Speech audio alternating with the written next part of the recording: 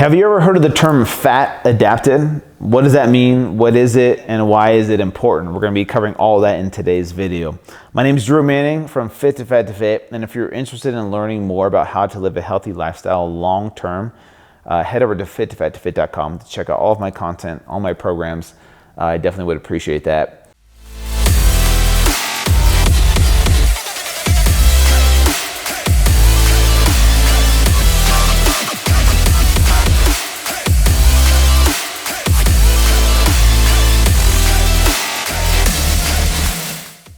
Okay, today's video, fat adapted. What does that mean?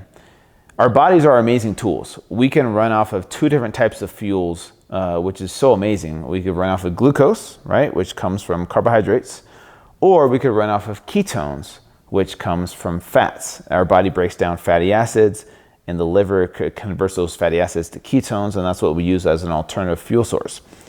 Being fat adapted, in a nutshell, means that your body becomes efficient at burning fat for fuel. Now, most of us in the 21st century, we've grown up in a world of abundance where we have access to food all the time. And if you grew up in a first world country like here in America, you've probably grew up mostly on carbohydrates, right? Cereal for breakfast, sandwich for lunch, pasta for dinner, a roll on the side, toast on the side. Like that's what we eat because we invented this food pyramid thing, which is the stupidest thing ever, but we lived by it.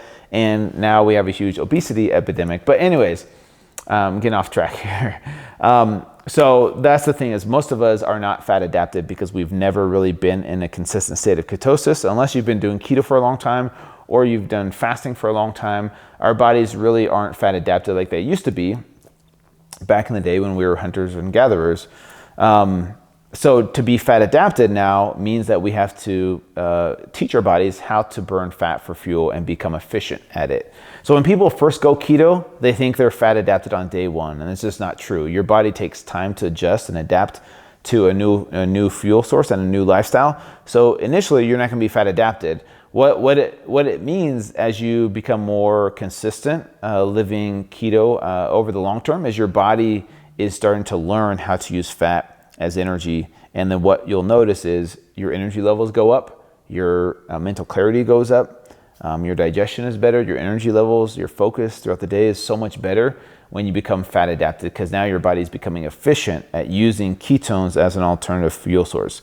That fat adaptation phase usually takes, I'll say on average, 2 to 4 weeks. For some people, even longer, maybe 2 months, 3 months.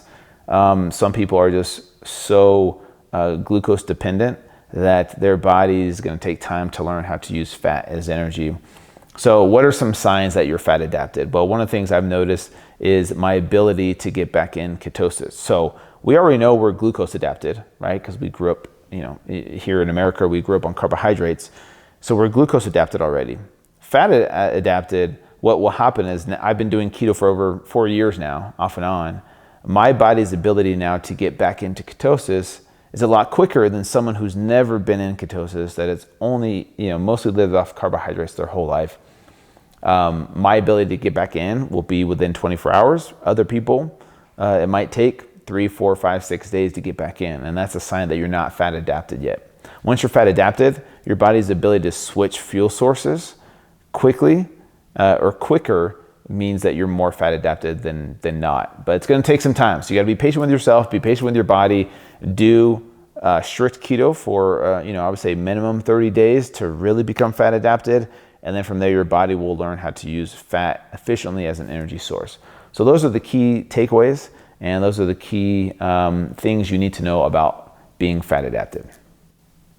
So one thing to remember as you're going through this fat adaptation phase is it's really important to stay consistent, first of all, in ketosis, so that your body really is learning. If you only do a few days on and then a few days off of keto, you're never going to really become fat adapted. So do it strict for 30 days or 60 days. And then from there, what I want you to do is test your blood ketone levels and your blood sugar levels when you eat a large amount of carbohydrates one day. Maybe have a cheat day where you have a lot of carbs.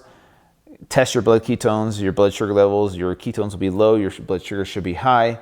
But then the next day, after you've digested all that food and burned through that glucose, are you back in ketosis within a day or two? And if you are, that's a good sign that your body has burned through the glucose efficiently, and now it knows how to jump back into ketosis and use fat as energy. And you can do that by testing your blood ketones and your blood sugar levels a day or so after eating that cheat meal. And that's kind of a good test for you. So if you want to learn more about fat adaptation, keto, mindset, everything you need to know about living a healthy lifestyle, head over to fit2fat2fit.com. Thank you guys for tuning in. Don't forget to subscribe and leave your questions and comments in the comments below.